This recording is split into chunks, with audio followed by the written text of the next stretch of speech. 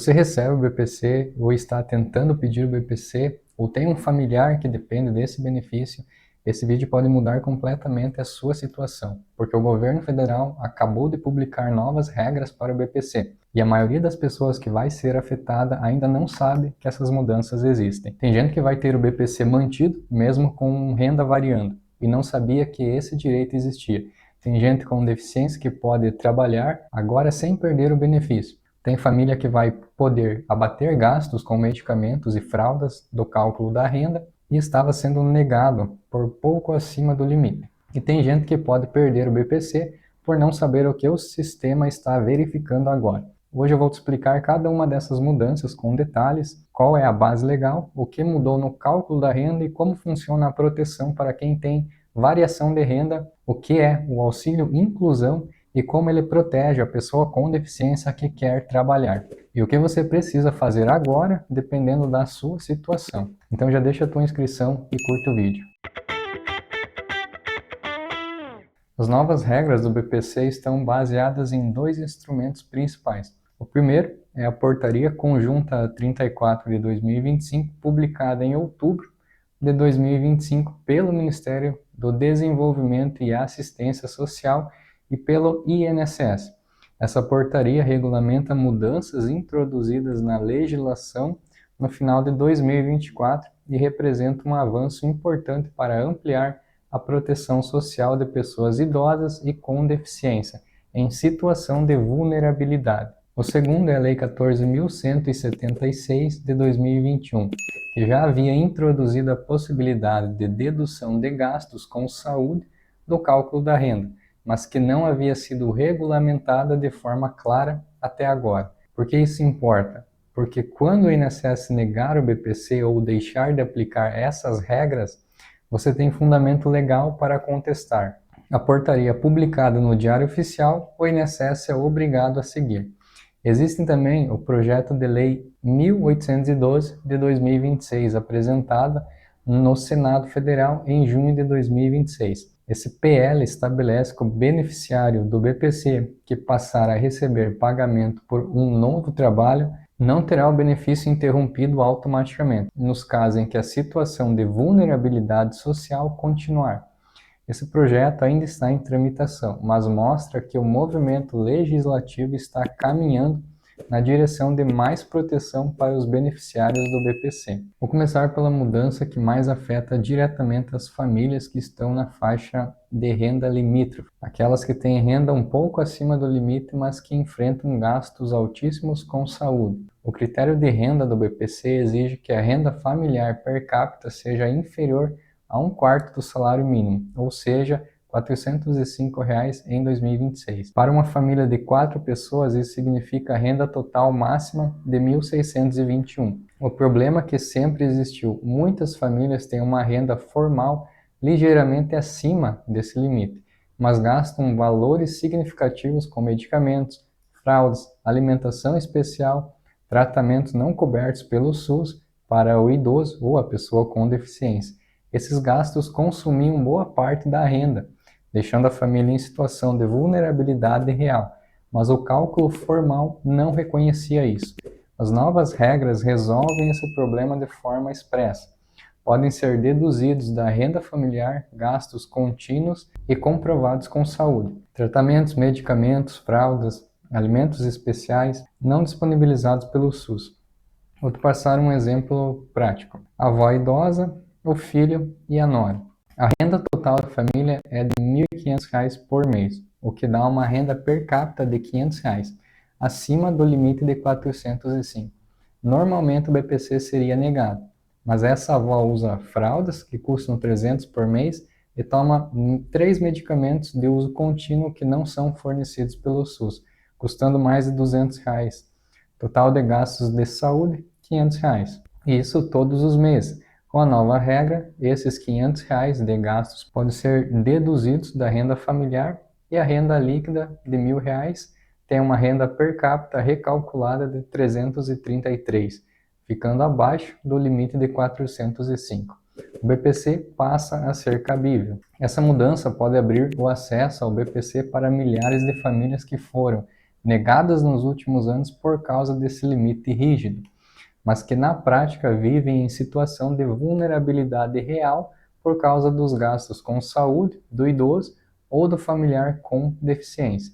O que você precisa fazer? Documentar esses gastos, guardar as receitas, as notas fiscais de medicamentos, os comprovantes de compra de fralda, alimentos especiais, laudos que comprovem que esses itens são necessários e não são fornecidos pelo SUS. Quanto mais documentado for o gasto, mais sólido é o argumento para a dedução. A segunda mudança é fundamental para quem já recebe o BPC e tem medo de perder o benefício porque a renda da família variou em um determinado mês.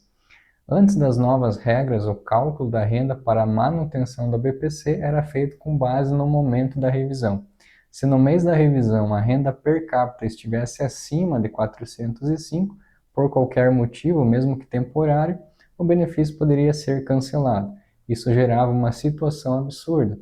Um filho que recebia uma hora extra em determinado mês, ou um bônus pontual, ou uma venda eventual. Isso podia fazer a renda familiar ultrapassar o limite e derrubar o BPC de um idoso ou pessoa com deficiência. O BPC continuará garantindo sempre que a renda do último mês analisado ou a média dos últimos 12 meses permanecer igual ou inferior a 1/4 do salário mínimo. Isso é uma mudança muito significativa. O sistema agora usa 2 parâmetros alternativos: o mês mais recente ou a média dos últimos 12 meses. Se qualquer um dos dois estiver dentro do limite, o BPC é mantido. Na prática, se a sua família teve um mês atípico com renda mais alta, mas a média dos últimos 12 meses está dentro do limite, o BPC não pode ser cancelado com base nesse mês atípico. O cálculo da renda familiar considerará os rendimentos informados no mês do requerimento ou da revisão com base no CAD único e em registros oficiais do governo federal. Agora, se essas informações estão te ajudando, já deixa a sua inscrição. Agora vamos à lista completa do que entra e do que não entra no cálculo da renda para o BPC. O que entra no cálculo? Salários e rendimentos do trabalho formal e informal de todos os membros da família. Bolsa Família, aluguéis e rendimentos de capital, rendimentos de trabalho autônomo declarados no CAD único, pensão alimentícia recebida. O que não entra no cálculo, as exclusões que podem mudar. A Portaria Conjunta 34 de 2025 consolidou exclusões importantes, incluindo o benefício previdenciário de até um salário mínimo recebido por pessoa idosa com 65 anos ou mais ou pessoa com deficiência. Isso é fundamental. Se o outro membro da família recebe a aposentadoria ou BPC de até um salário mínimo, esse valor pode não entrar no cálculo, dependendo das condições específicas. Consulte um advogado para verificar como isso se aplica ao seu caso. Bolsas de estágio e do jovem aprendiz deixaram de ser contabilizadas no cálculo da renda per capita, o que pode facilitar a aprovação de famílias com jovens nessas situações. Isso é muito relevante para famílias onde um jovem está em programa de aprendizagem ou estágio. Esse rendimento já não pode ser usado para negar o BPC. E agora, com as novas regras, os gastos com saúde do idoso ou da pessoa com deficiência que eu expliquei antes podem ser deduzidos. Essa combinação de exclusões e deduções pode fazer uma diferença enorme no cálculo final. E muitas famílias que foram negadas no passado podem ter direito ao BPC hoje com base nessas regras. Mudança 3 é a que mais impacta as pessoas com deficiência e que estava gerando uma injustiça grave que finalmente foi corrigida. Antes de explicar o que mudou, preciso te contar o problema que existia. Uma pessoa com deficiência recebia o BPC de R$ 1.621. Surgiu uma oportunidade de emprego com carteira assinada com salário de R$ 1.800. O que a pessoa fazia, na maioria das vezes, recusava o emprego, porque se aceitasse, o BPC seria cancelado automaticamente. E se o emprego não desse certo depois, ela precisaria passar por todo o processo de perícia e avaliação novamente para recuperar o benefício. O medo de ficar sem nada durante esse período era paralisante. Esse medo é a razão pela qual o auxílio inclusão foi criado. E as novas regras tornaram esse mecanismo muito mais eficiente. A conversão automática do BPC em auxílio-inclusão é paga quando a pessoa com deficiência consegue ingressar no mercado de trabalho com remuneração de até 2 salários mínimos por mês. O auxílio-inclusão equivale a 50% do BPC e é pago como complemento de renda, incentivando a inclusão produtiva. Agora, esse benefício é convertido de forma imediata, sem necessidade de novo requerimento. Vou te mostrar o que isso significa na prática com números reais. A pessoa com deficiência recebia o BPC de 1.621, conseguiu um emprego com salário de 1.800. Com as novas regras, o BPC é convertido automaticamente em auxílio inclusão de R$ 810,50. Renda total vai ser 1.800 de salário mais 810 de auxílio inclusão. Ao mês, R$ 2.610. É mais do que ele recebia apenas com o BPC e mais do que receberia apenas com o salário. A inclusão produtiva passou a fazer sentido financeiro, não apenas social. Caso o contrato de trabalho se encerre, o benefício integral é reativado automaticamente, sem necessidade de nova perícia. Esse último ponto elimina o maior medo. Se o emprego acabar, o BPC volta sem precisar passar por toda a burocracia de novo. Isso muda completamente o incentivo para as pessoas com deficiência a aceitar uma oportunidade de trabalho. O limite para o auxílio inclusão é remuneração de até 2 salários mínimos.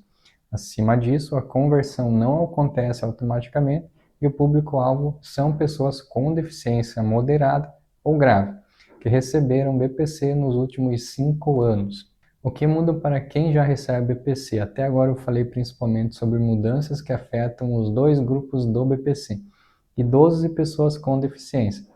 Mas o auxílio inclusão é específico para pessoas com deficiência, e o idoso que receber BPC tem uma situação diferente que merece atenção específica. Para o idoso que recebe BPC por idade, as mudanças mais relevantes são as relacionadas ao cálculo da renda e à proteção contra a variação da renda. Agora eu preciso te falar sobre o que não mudou. O critério básico de renda não mudou. O limite de 1/4 do salário mínimo per capita continua sendo o parâmetro. As novas regras criaram mecanismos para tornar o cálculo mais justo, mas não eliminaram o critério. Quem está claramente acima do limite, com renda estável e sem gastos dedutíveis de saúde, não vai ter direito ao BPC. A obrigatoriedade do CAD único atualizado não mudou. Sem CAD único atualizado a cada 24 meses, o BPC é negado ou suspenso administrativamente.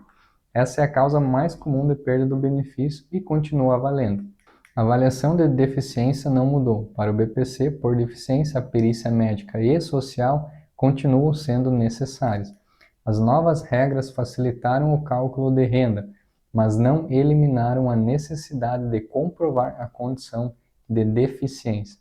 O pente fino continua ativo, como eu já expliquei em outros vídeos aqui no canal. O sistema de revisão contínua do INSS está cruzando dados mensalmente. As novas regras de proteção existem, mas o sistema de verificação também existe. Quem tem inconsistência no cadastro, vínculos de trabalho não comunicados ou renda acima do limite sem os devidos abatimentos, vai continuar sendo sinalizado.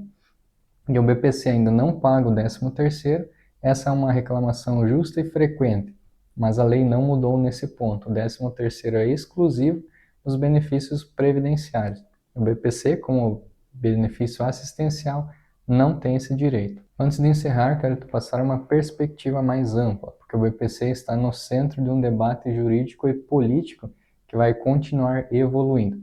O projeto de lei 1812 de 2026, que está tramitando no Senado, se aprovado, vai reforçar ainda mais a proteção contra o cancelamento automático do BPC. Quando há variação de renda, o PL estabelece que o beneficiário do BPC que passar a receber pagamento por novo trabalho não terá o benefício interrompido automaticamente, nos casos em que a situação de vulnerabilidade social continuar. Isso vai além do auxílio inclusão. Amplia a proteção para situações onde a vulnerabilidade persiste, mesmo com alguma renda. Existe também uma tendência jurisprudencial nos tribunais de ampliar o conceito de miserabilidade para além do critério formal de renda.